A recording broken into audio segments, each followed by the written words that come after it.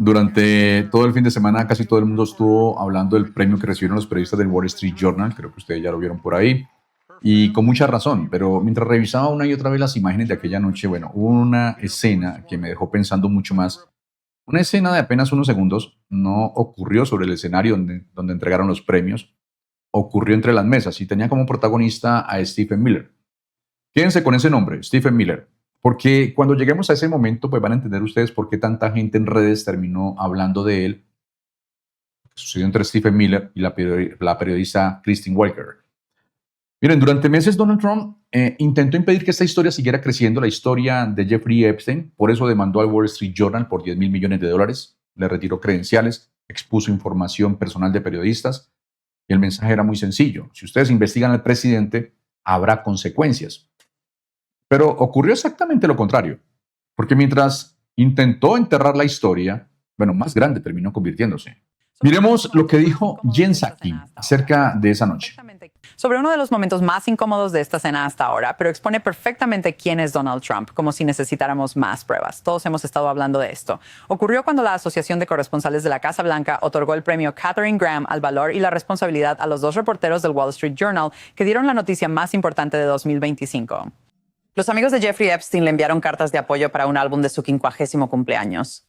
Una era de Donald Trump. Ese fue el titular de la noticia. Ahora, el reportaje exclusivo señaló que el libro de cumpleaños de 2003 fue recopilado por Ghislaine Maxwell, quien cumple condena en una prisión federal tras ser declarada culpable de tráfico sexual de menores. Informó sobre la carta extremadamente extraña de Trump a Epstein que decía, cito, contiene varias líneas de texto mecanografiado enmarcadas por el contorno de una mujer desnuda, que parece estar dibujado a mano con un marcador grueso. Un par de pequeños arcos denota los pechos de la mujer y la firma del futuro presidente es un garabato de Donald bajo su cintura que imita el vello púbico. Dentro del contorno de la mujer desnuda había una nota mecanografiada al estilo de una conversación imaginaria entre Trump y Epstein escrita en tercera persona. Una conversación en la que Donald Trump le decía a Jeffrey Epstein que cada día sea otro secreto maravilloso. Ahora Trump afirmó que la carta era falsa y demandó al Wall Street Journal. Esa demanda ya fue desestimada una vez, pero Trump está demandando al Journal de nuevo.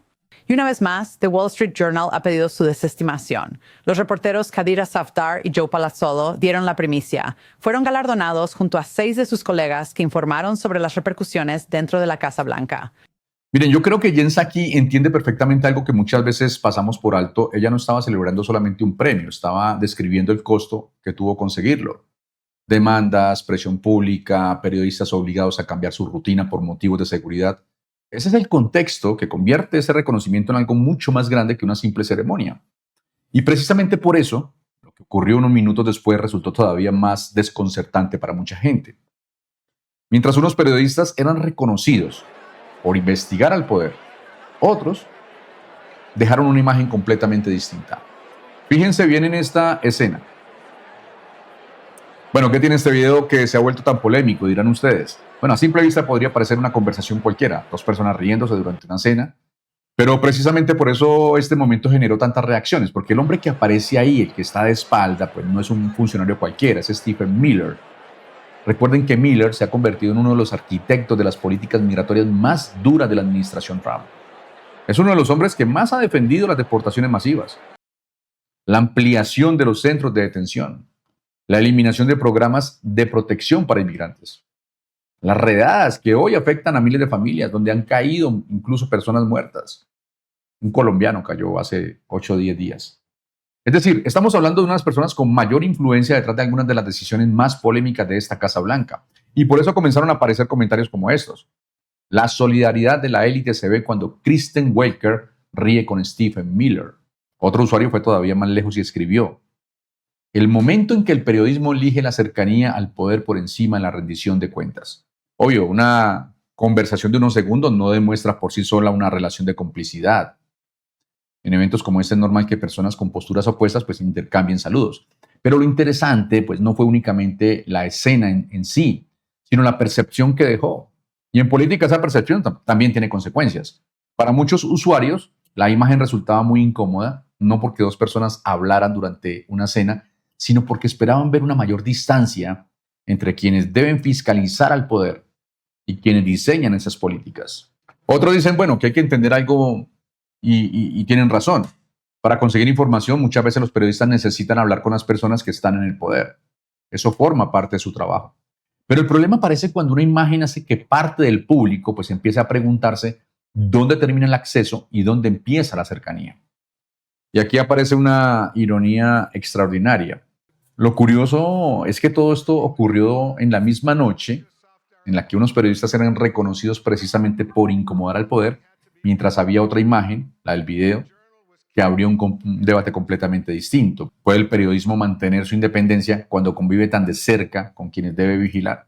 Esa fue la pregunta que empezó a recorrer las redes sociales. Tal vez por eso esta cena terminó siendo mucho más interesante de lo que parecía, porque no solamente era una cena que giraba en torno de Donald Trump, también obligó a mirar al propio periodismo, a preguntarse dónde está la línea entre informar al poder y acostumbrarse demasiado a él. Quiero finalizar con algo que pasó después de esa cena, que hay una frase que leo constantemente en los comentarios, suscriptores y gente que visita el canal que escriben: ¿y los archivos de Epstein qué? Ese caso murió, nunca pasó nada. Ya nadie habla de las víctimas. Y uno entiende perfectamente ese sentimiento, porque cuando dejan de aparecer los grandes titulares en los grandes periódicos, pues da la impresión de que todo terminó. Bien, pues precisamente después de esa cena ocurrió algo interesante. Jen Psaki se sentó con uno de los congresistas que más ha presionado para que el caso de Jeffrey Epstein siga avanzando. Me refiero a Ro Khanna. Bueno, lo que respondió desmonta precisamente esa idea de que todo quedó en el olvido. Miremos el siguiente videoclip. ¿Y qué inmersa has estado tratando de conseguir justicia para estos sobrevivientes y presionando a la administración por información? Al ver ese momento en que Donald Trump sonreía con suficiencia, ¿qué pasó por tu mente? Estos periodistas hicieron historia. Donald Trump no puede quitarles eso. Nunca habríamos tenido el impulso para citar a la herencia de Epstein si no fuera por sus reportajes. La ley de archivos Epstein nunca se habría aprobado si no fuera por sus reportajes. Pusieron a los sobrevivientes en primer plano. Nos dieron la idea de citar a la herencia. Mire, esto básicamente ellos iniciaron el desmoronamiento de la presidencia de Trump. Así que puede sonreír, pero está en 32% y ha perdido incluso a su base MAGA en este asunto. Sí, lo ha hecho. Es interesante. Lugares donde antes estaba en una posición mucho más fuerte. Este es uno de ellos. La economía es otro, la inmigración es otro. Ya sabes, todo esto me gustó. He estado hablando de los telones de fondo de este discurso esta noche porque creo que es importante recordárselo a la gente. Quiero decir, uno de ellos es el obstáculo para la confirmación de Todd Blanche como fiscal general. Debería haber muchos obstáculos. Hay muchos obstáculos. Quiero decir, hay 2 senadores que son los obstáculos actualmente. Pero este debería ser uno de los obstáculos. Quiero decir, dado como el Departamento de Justicia bajo su liderazgo realmente ha fallado en cumplir aquí. Danos una idea. Nosotros hablamos mucho de esto, pero de nuevo, esta es una oportunidad y un momento para recordar a la gente lo difíciles que han sido al implementar y trabajar realmente en esto. Jen, cuando empezamos esto, no tenía nada que ver con Donald Trump. Trabajábamos con Marjorie Taylor Greene y con Nancy Mace. Todo giraba en torno a las sobrevivientes y ellas pensaban que, sin duda, Donald Trump, quien hizo campaña prometiendo publicar los archivos de Epstein, los publicaría. Pero aunque ha habido procesamientos en todo el mundo, ex príncipes, ex primeros ministros, ex embajadores, no ha habido ni una sola investigación o procesamiento aquí en los Estados Unidos. A pesar de que en esos archivos están los nombres de personas que los sobrevivientes le dirán que los violaron, abusaron de ellos, los traficaron. Esto no es una exageración. Estos sobrevivientes lo están diciendo. Ni una sola investigación y aún tienen 3 millones de archivos que no han publicado, a pesar de que un juez federal, gracias al esfuerzo de Katie Pham, determinó que eso viola la ley de transparencia de Epstein. Y la persona más responsable, además de Donald Trump y J.D. Vance, es Todd Blanche. Y él viene y le pide al pueblo estadounidense que lo nombre fiscal general. Eso sería una bofetada para las sobrevivientes y sería una bofetada para el proceso democrático. Permítame preguntarle algo. Hemos estado hablando un poco de esto, sobre por qué Donald Trump está en esta cena, qué es lo que pasa por su cabeza en este momento.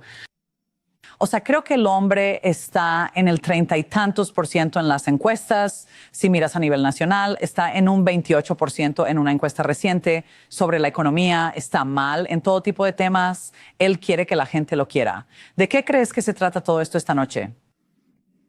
Creo que es una autocomplacencia. Quiero decir, estaba en la sala de espera escuchándolo hablar sobre esta lucha libre y peleas de artes marciales mixtas en la Casa Blanca. Y es solo alguien divagando.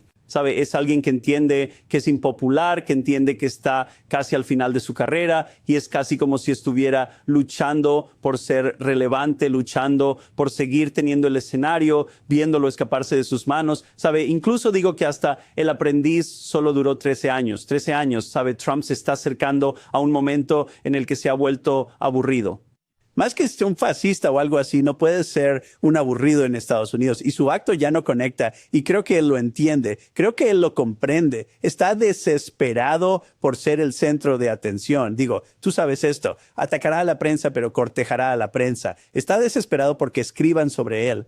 Ahí está. Ro Khanna habló de encuestas de Donald Trump, de Todd Blanche, pero para mí la frase más importante fue otra, cuando él dijo que el trabajo de esos periodistas permitió impulsar citaciones, proyectos de ley y mantener viva la presión institucional. ¿Por qué me parece tan importante? Porque significa que esa historia, la de Jeffrey Epstein, pues dejó de depender únicamente de un titular de prensa. Ahora hay congresistas, jueces y organizaciones que ya están involucrados. Y cuando un caso entra en esa etapa, pues no necesariamente significa que el proceso haya desaparecido.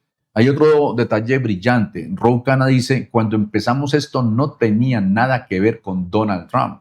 Así que esto no se trata de un ataque partidista como muchos lo quieren hacer ver. Ro Khanna recuerda que esta iniciativa comenzó trabajando incluso con figuras republicanas como Marjorie Taylor Greene y con Nancy Mace. Es decir, al menos en su origen, el objetivo no era construir un caso político contra Donald Trump. El objetivo declarado era obtener respuestas para las víctimas y hacer públicos documentos que durante años permanecieron ocultos. Eso explica por qué este asunto terminó dividiendo incluso a personas que normalmente nunca coinciden en nada. Miren, tal vez el error sea pensar que un caso solo existe mientras ocupa los titulares. La historia demuestra lo contrario. Muchas investigaciones importantes pasan meses, incluso años, avanzando lejos de las cámaras. Lo que Ro Khanna está diciendo es precisamente eso, que mientras muchos creen que todo terminó, todavía existen documentos por entregar, decisiones judiciales pendientes y una presión política que no ha desaparecido. Y es la diferencia entre lo que vemos en las noticias y lo que sigue ocurriendo detrás de ellas, suele ser mucho más importante de lo que imaginamos. Bueno, ya saben qué hacer si quieren apoyar. Puedes presionar el botón de suscripción y dejar un me gusta en este video. Si te quedaste hasta el final, deja un corazón azul ahí en los comentarios. Hay que seguir adelante. No hay otra opción. Nos vemos en el próximo video. Un fuerte abrazo y bendiciones para todos ustedes. Feliz domingo. Hasta pronto.